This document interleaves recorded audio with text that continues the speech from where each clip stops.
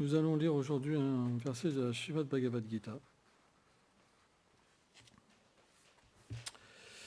Chapitre 2, verset 70. Donc je vais lire le verset. Apuryamanam machara pristitam samudram appam pravichanti yadvam tasvakamaryam pravichanti sarvem satchanti apnoti nam kamikami. Tout comme des rivières sans nombre se déversent dans l'océan, sans jamais le faire déborder, de nombreux désirs affluent dans le mental d'une personne dont l'intelligence est fixée, sans qu'il ne puisse perturber son équilibre. Seules de telles personnes peuvent atteindre la paix, et non celles qui s'efforcent de combler leurs désirs. Commentaire. Un dévot qui sert le Seigneur à travers le service de dévotion voit Krishna réciproquer avec lui en proportion de son abandon. Plus Krishna lui dévoile sa beauté, sa douceur, ses qualités limitées, ses activités emplies de nectar, et plus le dévot devient fasciné et s'abandonne à lui sans condition. Om Gana Timilandasya, Ganam Janam Shalakaya, Shakshuru Meditam Yatasmei Shigulavenam. C'est très rare de rencontrer une personne qui agit d'une manière désintéressée.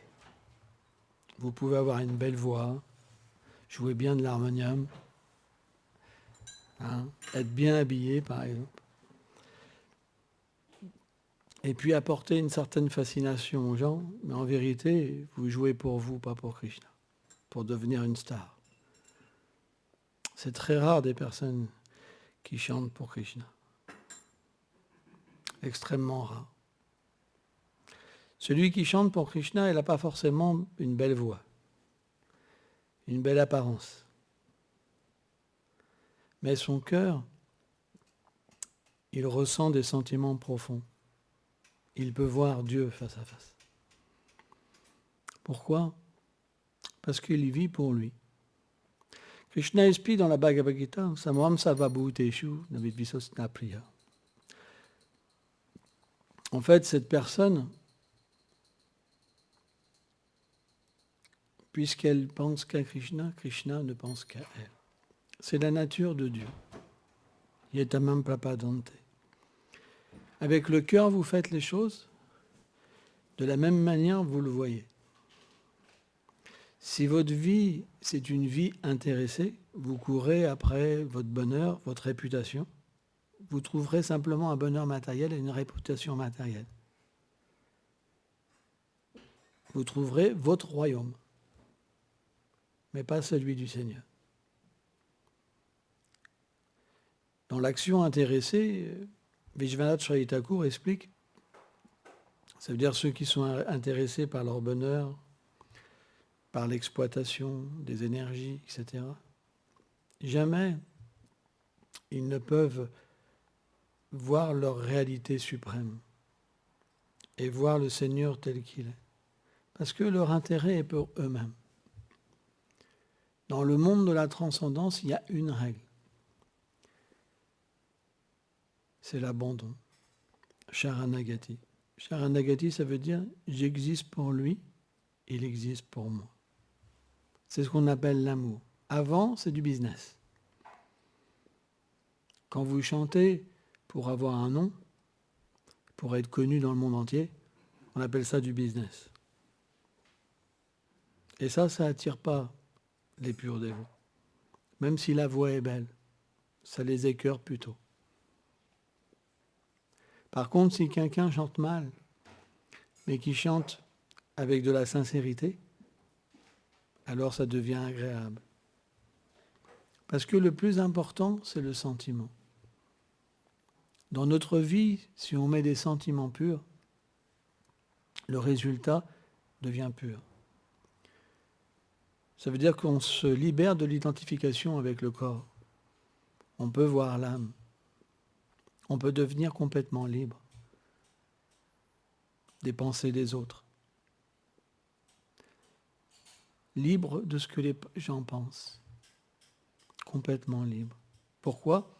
Parce que votre vie, elle n'est pas dans ce monde. Dans ce monde, les gens vous acceptent simplement parce que vous leur apportez quelque chose. Le jour où ils vous apportent moins, alors ils se séparent de vous. On va toujours dans un endroit parce qu'on se sent plus aimé. Mais quel est l'amour qu'on cherche? Quel est l'amour qu'on cherche? Est-ce qu'on cherche simplement une expérience dans ce monde ou une expérience dans l'autre monde? Et ça, c'est un choix. En fonction de notre intérêt, on délaisse quelque chose, ce qui peut être même supérieur, pour aller vers quelque chose d'inférieur. Et penser que quelque chose d'inférieur va être supérieur. Parce que notre intérêt devient inférieur. Notre désir devient inférieur. Et naturellement, notre démarche, notre vision, elle va être différente. Ça ne peut pas être autrement. C'est le désir qui est le moteur de notre vie. Si notre désir devient impur, alors notre vie change. De la même manière, à force d'avoir des mauvaises expériences, parce que ce monde, on fait toujours la même chose. On prend naissance, on est un enfant, à un moment la concupiscence vient, on devient attiré, on veut faire une famille, des enfants, on meurt, on recommence. Et dû à l'attachement des gens qu'on a, on souffre ou on est heureux. Et on peut être dans des souffrances mais inimaginables à cause de l'attachement. Mais si on regarde bien, l'être en lui-même qui est à l'intérieur, l'âme, il n'a rien à voir avec tout ça. Parce que dans une vie, il avait telle personne autour de lui. Dans une autre vie, il a des gens complètement différents. Pourtant, il vit la scène illusionnée à travers le corps de la même manière. Vous comprenez? Donc le but, il n'est pas de continuer indéfiniment à errer dans ce monde. Notre but, il est de comprendre qui on est. Et pour ça, on a besoin du détachement et de la connaissance. Quand on se rattache à quelque chose dans ce monde matériel, c'est comme un échec. On recommence. Parce qu'on devra de nouveau renaître. Donc il faut la connaissance de l'âme. La connaissance du Seigneur suprême, la connaissance du lien qui nous relie à lui. Pourquoi nous sommes conditionnés par la matière? Pourquoi nous errons dans l'univers matériel? Et à partir de là, on peut nourrir l'intelligence et avoir une discrimination, une méditation. La méditation, ça veut dire comprendre cette situation, comprendre notre situation. On ne médite pas simplement pour se réjouir, c'est juste encore des désirs matériels. On médite pour se libérer, pour se détacher. Si notre but de la vie spirituelle, c'est de nouveau s'attacher à un homme et une femme, ça veut dire que, quelque part, ça n'a pas porté des fruits. Le Seigneur explique dans la Bhagavad Gita que c'est extrêmement difficile de se détacher. Parce que c'est l'influence de l'ignorance, la passion et la vertu qui fait qu'on s'attache au corps et qu'on s'attache à d'autres personnes, sans comprendre la réalité, la nôtre, et la réalité des autres personnes. Par exemple, quand on dit « il est parti, il est mort », qui c'est qui est parti? On ne connaît même pas la personne qui est partie. C'est pourquoi la méditation, ça veut dire apprendre à se connaître, se détacher, et puis refaire les mêmes erreurs. Sans ça, c'est l'échec. Attachement, ça veut dire l'échec. Parce que si on s'attache, automatiquement, on va agir pour le corps. Si on se détache, on va agir pour l'âme. Et le résultat des deux activités sont complètement différentes. Complètement différentes. Il y en a une qui va nourrir l'ignorance de notre relation éternelle avec la vérité absolue, et il y en a une qui va la nourrir. Et automatiquement, qu'est-ce qui se passe? Bien que vous soyez dans le même environnement, votre vision va changer selon l'acceptation. C'est pourquoi on peut avoir la même activité, mais avoir une vision différente de la vie. Parce que dans ce monde, on est obligé de travailler, gagner de l'argent, par exemple. On est obligé de manger. On est obligé d'avoir des tas de choses parce que l'environnement qu'on a reçu dans cette vie nous force à avoir toutes ces choses. Sans ça, on ne peut pas vivre. Mais maintenant, quand on a la connaissance, on peut accepter toutes ces choses, mais d'une manière pure. Par exemple, imaginons c'est une fleur, je peux l'accepter pour moi-même, ou je peux l'accepter sur un plan divin, pour me relier. Un matérialiste va dire, mais il est débile, c'est la même chose, il prend une fleur, il va se relier à quoi? Mais le dévot du Seigneur, quand il médite, il se voit lui et il voit le Seigneur dans son cœur. Il peut directement avoir une méditation directe et voir la beauté du Seigneur. Le Seigneur apparaît dans son cœur. Et naturellement, il comprend qu'il est situé dans toute chose aussi. Et qu'il peut se relier à travers toute chose avec lui. Et donc, à partir de là, il comprend un terme qu'on emploie, place Adam, que tout peut être la miséricorde, tout peut être transformé. La matière peut être transformée en spirituel. Parce que la matière, qu'est-ce que c'est? Bhakti-Vedanta Swami Prabhupada explique, c'est simplement l'utilisation d'une chose sans l'engager pour celui à qui tout appartient. Celui qui est l'origine de tout, celui qui manifeste tout. Quand on prend un élément qui ne nous appartient pas, ce corps ne nous appartient pas. Parce que il fait partie d'une création. Il fait partie en fait, ces éléments ne nous appartiennent pas, ils nous sont prêtés. Quand on comprend ça, on peut engager le corps et se libérer. Je vais vous donner un exemple. Moi, quand j'étais gamin, j'adorais voler. C'était une passion. J'étais devenu un kleptomane. J'allais dans les magasins, je volais tout le temps. Je m'étais même fait un blouson avec une double poche et tout. J'étais vraiment un voleur de première. J'avais peut-être 8 ans, 9 ans. Je passais mes journées à piquer. C'était pas pourquoi. C'était plus fort que moi. Ça me faisait triper.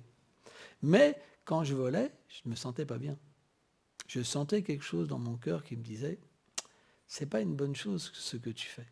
Et un jour, je me suis fait avoir. Je me suis fait piquer à la caisse, c'était un grand supermarché. Ils m'ont dit, jeune homme, viens voir ici, là.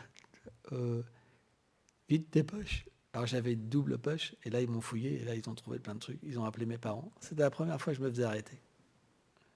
Donc j'ai pas recommencé. Quoi, dans ce style-là.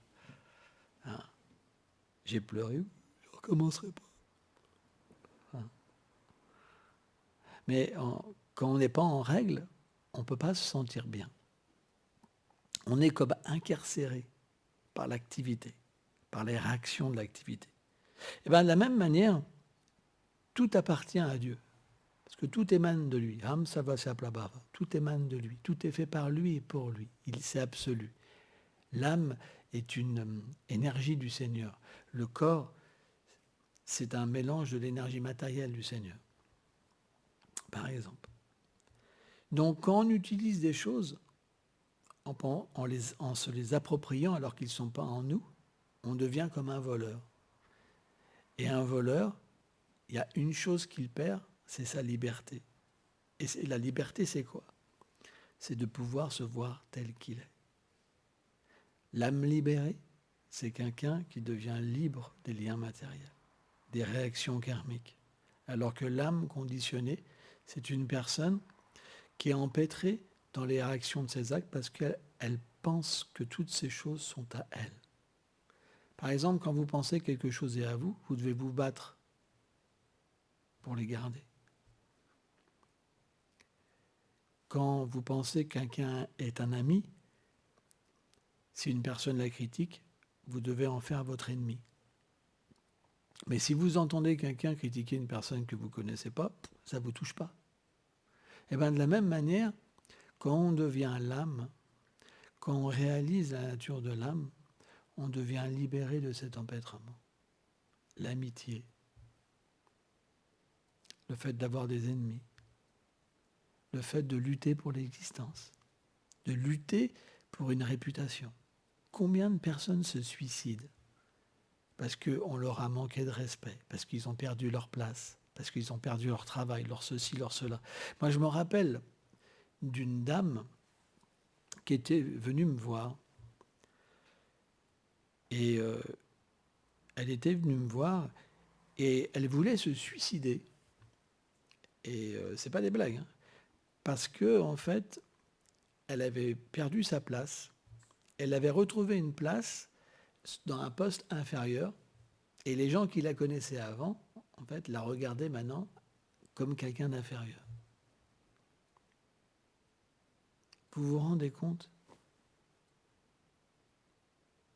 dans la prison qu'on peut se mettre?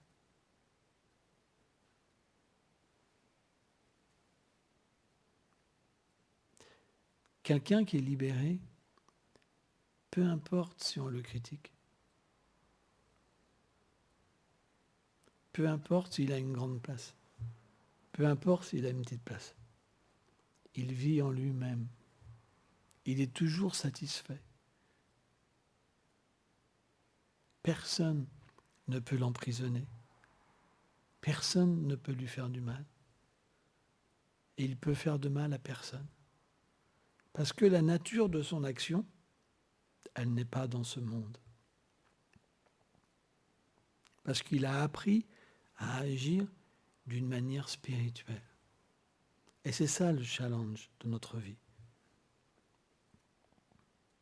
On doit utiliser notre vie pour la spiritualiser. Faire les mêmes choses, mais avec une autre conscience. Et à partir de là, les mêmes activités qu'on faisait, au lieu de nous empêtrer, elles nous libèrent. C'est un choix. Mais pour ça, il faut la connaissance. Et il faut le détachement. Parce que si vous n'avez pas de connaissance, vous ne pouvez pas comprendre ce plan d'existence divin. C'est pourquoi la nature de la vérité absolue, c'est qu'elle doit descendre à notre niveau pour nous donner la connaissance et nous permettre de se relier. Donc, il y a de nombreuses connaissances parce que les êtres ont de nombreux désirs et de nombreuses qualifications. Alors on pourrait se dire, mais pourquoi la qualification? L'âme est pure. C'est parce que l'âme, tant qu'elle est conditionnée par la nature matérielle, elle est toujours recouverte au moins d'un corps subtil. Quand elle n'a pas de corps grossier, on appelle ça un esprit. Elle est au moins recouverte par un corps subtil. Et naturellement, ce corps subtil, qu'est-ce qu'il véhicule? Une fausse nature. Ça veut dire que quand on devient associé avec les trois formes de l'ignorance, la passion et la vertu, comme au contact du froid, l'eau devient solide, mais ce n'est pas sa nature, au contact des trois modes de la nature matérielle, l'être vivant, à travers le corps subtil,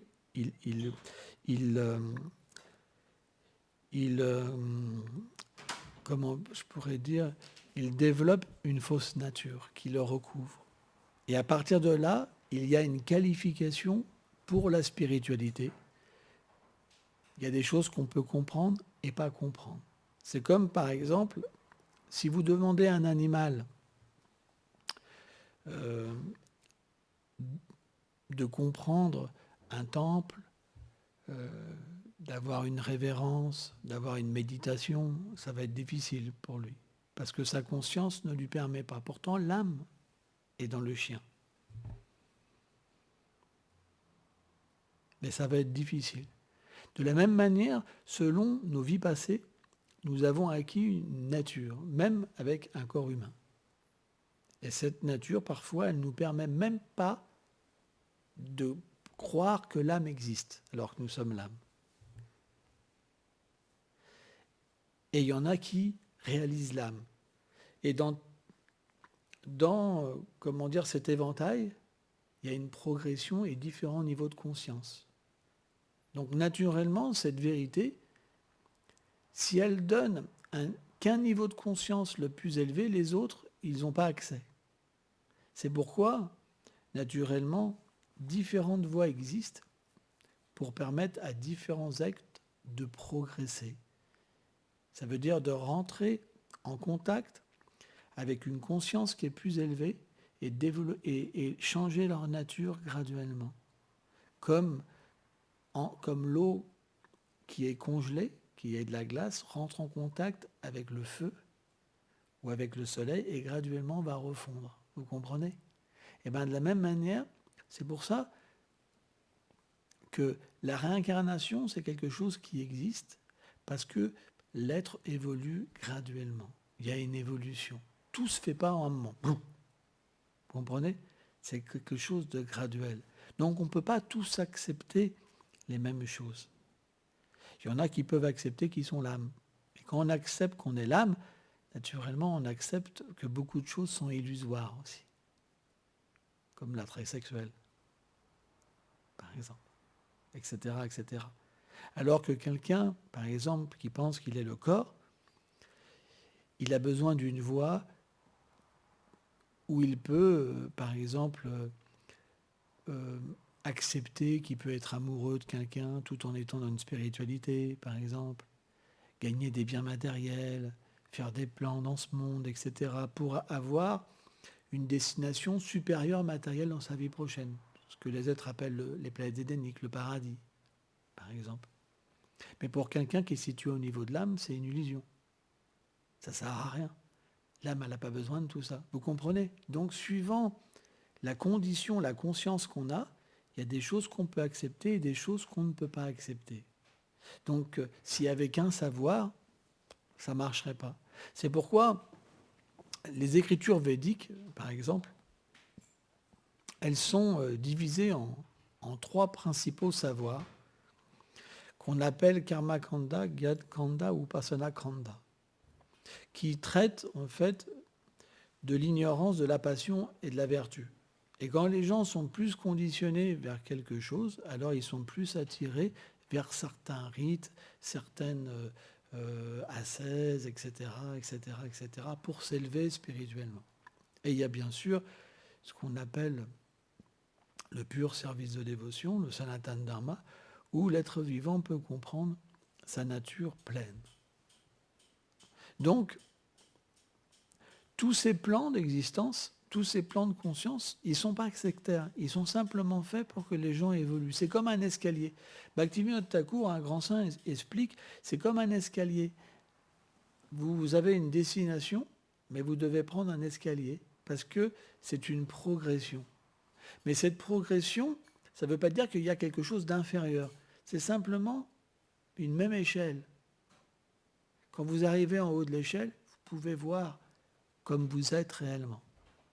Mais avant, vous êtes sur le chemin, mais ce n'est pas encore possible. C'est pourquoi un sage, bien qu'à l'état de la méditation, par exemple, il peut encore avoir des désirs qui viennent, des choses qui viennent, parce qu'on est encore lié avec ce monde. C'est expliqué que parce qu'il est satisfait à l'intérieur de lui-même, ces désirs, bien qu'ils apparaissent, ils n'ont pas d'effet en lui. C'est comme des rivières qui rentrent dans la mer. Pourtant, il y a des rivières puissantes comme la Seine, et quand elles rentrent dans la mer, elles n'ont pas l'effet de pouvoir agiter la mer. Vous comprenez? Et bien de la même manière, le sage, par son détachement et sa connaissance, quand les désirs matériels viennent, elles n'ont pas d'effet. Parce qu'il comprend la nature temporaire des désirs. Ils disparaîtront avec la mort. Toutes les relations disparaîtront. Tout disparaîtra. Et déjà, dans cette vie, on a pu voir tellement de relations disparaître. Tellement. Combien de fois on a essayé des choses? Combien d'identités on a acceptées? Combien de rôles on a joué? Rien que pour travailler. À chaque fois on accepte un travail, on joue un rôle parce que les gens, ils veulent qu'on soit d'une telle manière. Mais c'est vrai, c'est une réalité. Moi, je donne toujours cet exemple parce que ça m'avait frappé. Quand j'étais jeune, je vivais dans un gang. Et puis, un jour, mon prof de boxe, il m'a traité d'abruti. Il m'a dit, maintenant, tu vas aller travailler. J'ai dit, bon, ok. J'ai été travailler, j'avais quoi, 15, 16 ans peut-être. Et il m'a trouvé une place en tant que commis de bar. Eh bien, c'est incroyable parce que j'avais vécu ma vie dans une cité, après dans un gang. Donc je parlais vraiment d'une manière incorrecte, je marchais d'une manière incorrecte, je ne savais pas du tout me tenir, etc. Quand je suis arrivé là-dedans, ça brillait de partout. C'était un palais. C'était place de l'Alma. Le restaurant chez Francis, je me rappelle. Une brasserie de luxe, vraiment le truc. Ça brillait de partout. Donc j'essayais de bien me tenir et tout. Donc le directeur m'a reçu. Donc il savait qui j'étais. Hein. Et donc j'ai été engagé. Et là, qu'est-ce que j'ai fait? J'ai simplement observé et j'ai imité. J'ai imité. J'ai imité leur pose. C'est pas des blagues, hein. Je me suis mis à faire des choses comme ça, parce que je voyais tout le monde faire comme ça. Je parlais comme ça. Mais c'était juste quelque chose de juste que j'imitais, quoi. Et puis à un moment, il y en a un qui m'a mal parlé et boum. Et là, je suis redevenu ce que j'étais. Quoi? Façon de parler. Et c'était le drame quelque part. Parce qu'ils ont découvert comme un monstre. Tu vois. Et c'était l'échec, bien sûr. Mais c'est pour vous dire un exemple, on peut se retrouver dans tellement de situations. Tellement de situations. C'est impressionnant. Les looks, par exemple. Les looks quand on est jeune. Hein. Moi, j'ai été teddy boy, hard rocker, punk, skinhead, machin, mods, tellement de look. Et à chaque fois qu'on prend un look, on prend l'état d'esprit. Vous comprenez? Une musique, un machin, un bidule. Et pourquoi? Parce qu'on se cherche. Et puis à un moment, on n'a pas le choix. Parce qu'on a un travail, parce qu'on a ceci. Et on accepte une identité, on est avec, mais on n'est pas complètement satisfait. C'est le train-train. C'est la vie, comme on dit. Vous comprenez? Donc la vie spirituelle, elle permet d'éliminer tout ça. Elle permet d'entrer en nous-mêmes, de comprendre qui on est et de ne plus se faire avoir. C'est fini après. Quand on devient libéré, les gens peuvent vous parler, les gens peuvent croire que vous êtes leur fils, leur ceci, cela, mais ça ne bouge plus après. C'est fini.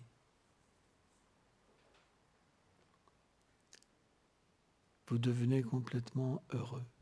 Vous pouvez méditer sur des choses tellement belles. Vous pouvez aider tellement d'êtres vivants. Par exemple, quand on pense qu'on est un père, on va juste donner sa vie pour une fille, un fils, un couple. Mais quand on est libéré,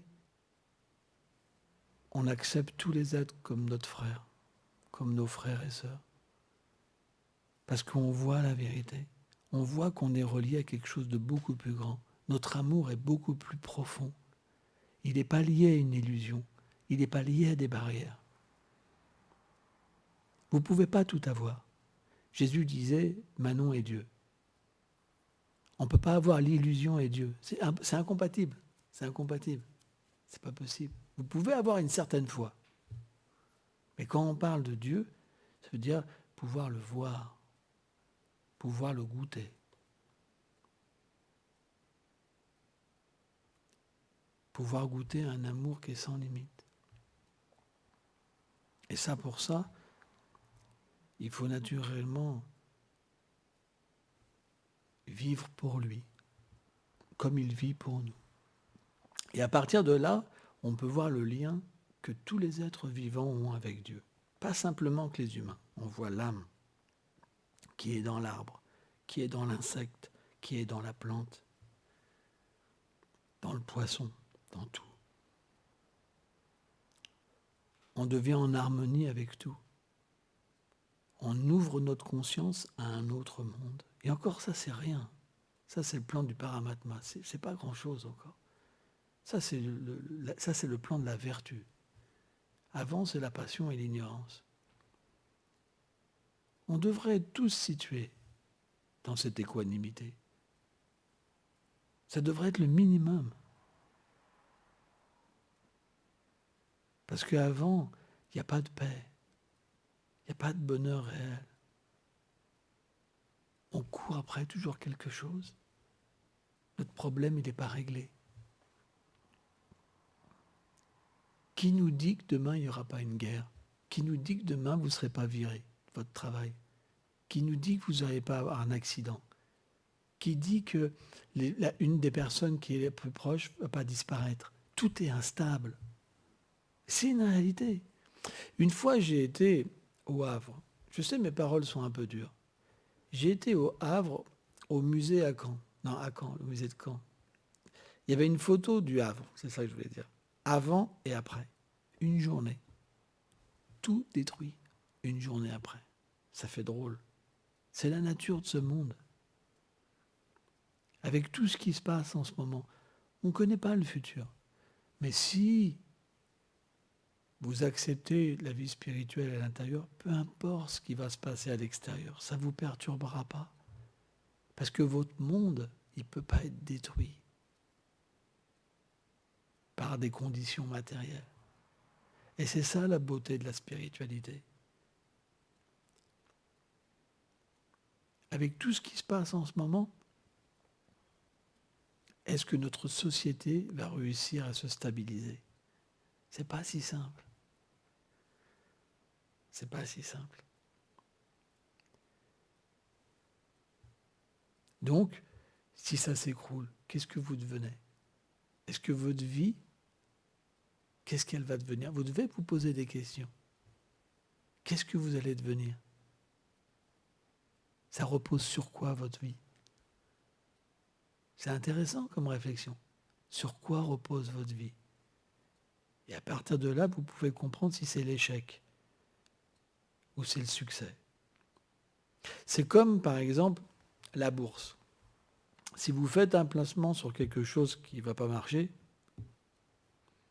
si vous faites un bon placement, vous allez vous enrichir.